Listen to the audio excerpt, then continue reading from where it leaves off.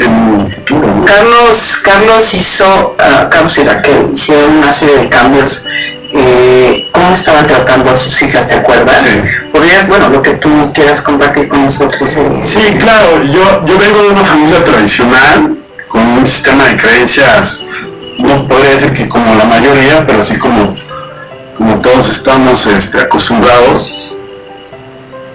Y el cambio con mis hijas es una relación mucho más real, porque no es de lo que yo pienso o lo que yo creo, es a partir de lo que la realidad me está mostrando, ¿no? Y yo creo que todos ahorita estamos pasando por un proceso de volvernos a acostumbrar a una realidad y perder, quieran o no, o mucha gente esté de acuerdo o no, tu sistema de creencias ha cambiado completamente.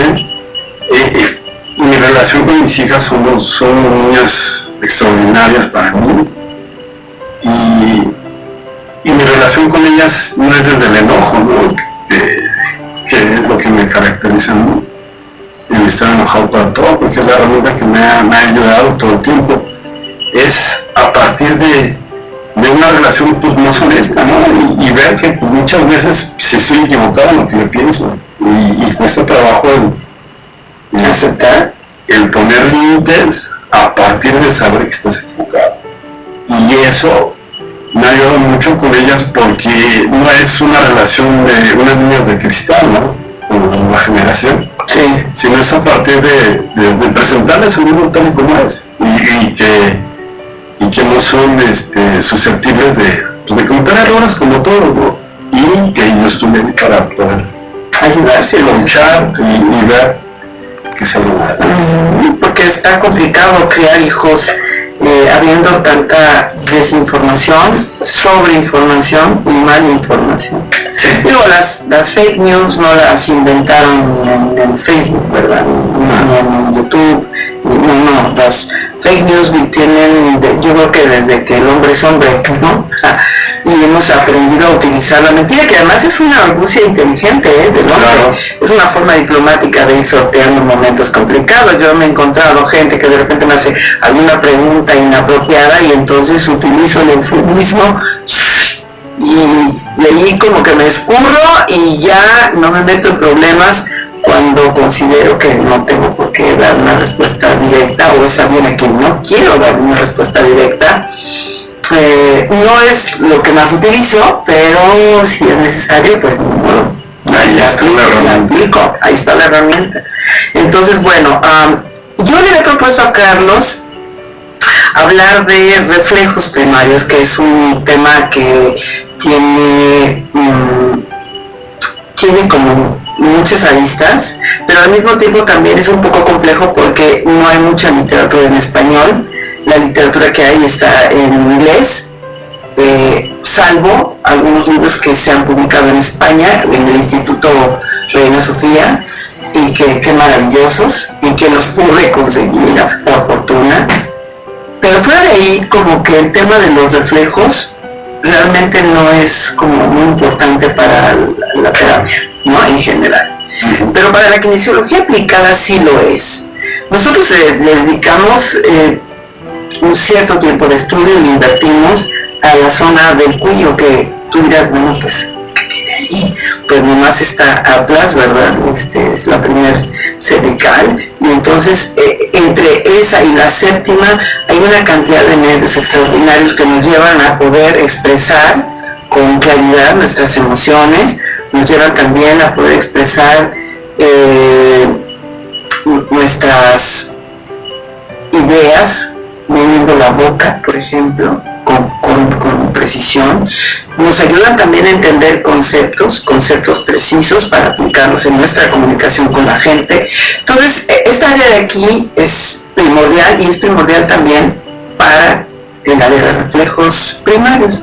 Entonces, fíjate, yo te propondría que me hicieras preguntas del tema, ay sí, mi chicho, que me hicieras preguntas del tema desde lo que tú has visto con tus hijas, porque Carlos ha aplicado esa técnica con sus hijas. Carlos está formándose como kinesiólogo, y qué ha pasado con este resultado que has visto en tus hijas, qué cosas tienes dudas, cuántos reflejos hay, cómo se organizan, todo lo que tú pregunta ahora o cayó para siempre. Sí, bueno, mi primera pregunta sería, ¿por qué no es tan claro hablando en otra esfera, la educación, estos reflejos primarios? Bueno, quiero ser justa. En el área médica no hay todavía como un bagaje suficiente. Si te fijas, las neurociencias pues tienen poco tiempo de haberse empezado a desarrollar. El cerebro, estudiando el cerebro. Entonces, el área de reflejos es un área que es relativamente joven, y entonces como que algunos conocimientos científicos tardan tiempo en ir tomando posesión de las diferentes áreas, y yo creo que esta es un ejemplo.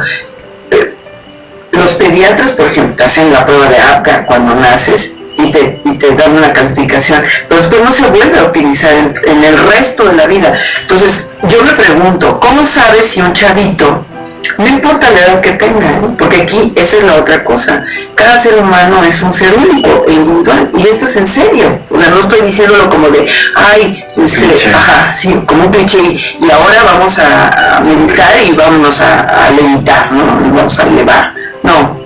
Lo que estoy diciendo es que cada ser humano realmente es individual. Entonces, en tu historia de vida intervienen factores como la salud de tu madre cuando se embaraza, la edad de tu madre cuando se embaraza, la cantidad de hormonas que tu madre puede o no producir por el tipo de dieta que lleva, porque todas las hormonas tienen que ver, por supuesto, con lo que nosotros comemos. Nosotros también, o sea, hay algunos otros factores importantes, como por ejemplo, si tu madre tiene o no esa convicción interna, inconsciente, de poder llevar a cabo perfectamente bien un parto natural, o si tiene miedo. Y entonces se va a dejar convencer de algún médico por ahí que parezca que le diga es más seguro una cesárea. Y en ese momento te están cortando a ti la posibilidad de decidir el día en el que naces, que para mí, y mi convicción personal, esta es mi opinión personal, es la decisión clave a través de la cual se van a ir construyendo otro tipo de decisiones en tu vida. Por esta pregunta que yo me he hecho muchas veces. Si yo no puedo decidir el día en que nazco, entonces ¿qué puedo decidir? Y tiene que ver mucho con los reflejos. Tiene que ver mucho con los reflejos primarios. Es tu primer acercamiento con el mundo. Cambiar de un mundo cómodo a lo que es la realidad. Claro, pero además no es solo eso. Es como esta información genética que se ha ido construyendo en millones de años y que de cierta forma, yo lo veo como un acto un poco despreciativo de los médicos de, esto no importa, aunque la naturaleza lo ha hecho así en millones de años y ha demostrado su eficiencia en millones de años. Nosotros podemos hacer esto a un lado y plantearnos la posibilidad de humanamente hacer un proceso mucho mejor. Y yo creo en lo personal que los procesos que vamos haciendo los humanos nos vamos dando cuenta después que tienen muchas carencias. Te pongo un ejemplo un clásico. Cuando una mujer va a parir, le ponen hemodilata, hay falta de oxitocina, entonces le ponen oxitocina sintética. Pero los médicos yo creo que sí lo saben, pero no han visto cómo solucionar esto. Es que cuando tu cuerpo secreta tu oxitocina, no lo secreta como una gota por segundo, sino que secreta tuc, tuc, tuc, y luego se queda un rato sin, y luego hace tuc, y luego otro rato, y luego ti, ti, y luego se espera, o tu, tu, tu, tu, tu, tu, tu, tu, tu, tu, y luego es irregular. Y si te fijas, coincide perfecto con lo que yo he estudiado de las células sanas que crees, son de formas irregulares. Cuando una célula toma forma pentagonal, hexagonal, aguas, hay cáncer. Entonces, la vida es irregular, la vida es totalmente incertidumbre, la vida es irregular, y entonces si yo pongo oxitocina sintética, algo que el cuerpo no va a reconocer como propio, y además le agrego una secreción regular, nos va a ser muy difícil, o sea, va a funcionar, pero no funcionar al 100. Sin embargo, fíjate, para que una mujer produzca oxitocina, claro, tendremos que estar viendo cómo están sus aminoácidos, que es parte de lo que nosotros queremos hacer con la gente, compartir lo que sabemos de aminoácidos en la nutrición. Pero también tiene que ver lo que comes, por supuesto, y cómo te complementas, y también en el caso de la oxitocina tienes que estar en un sitio oscuro. Si a ti te ponen en una habitación donde hay mucha luz, es muy difícil que se produzca oxitocina. Y a los doctores, por ejemplo, esto que se llama ritmo circadiano, que es el ritmo que las células tienen cuando hay luz, y el ritmo de las células cuando no hay luz, se lo pasan por el arco del triunfo y no les importa. Entonces, muchos de los problemas que hay actualmente con este miedo tienen que ver con el tratamiento inadecuado por no respetar las reglas de la naturaleza. Ajá.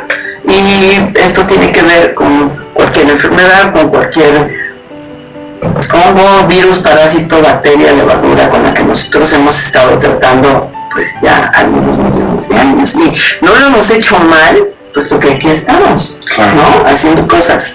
Bueno, entonces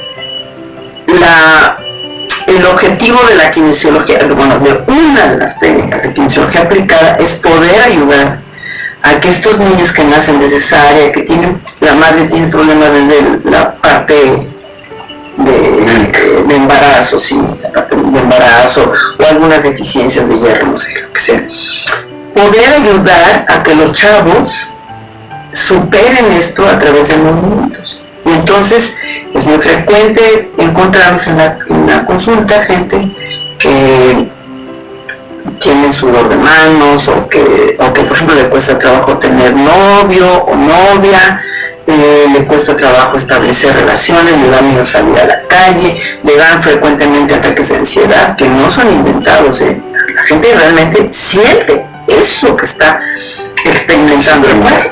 Ahí está. Yo me acuerdo que al inicio, tú ya lo dijiste, por eso no te voy a repetirlo, tú llegaste con algunas señales biológicas en este sentido. Entonces, muchas cosas se solucionan si nosotros respetamos esas reglas.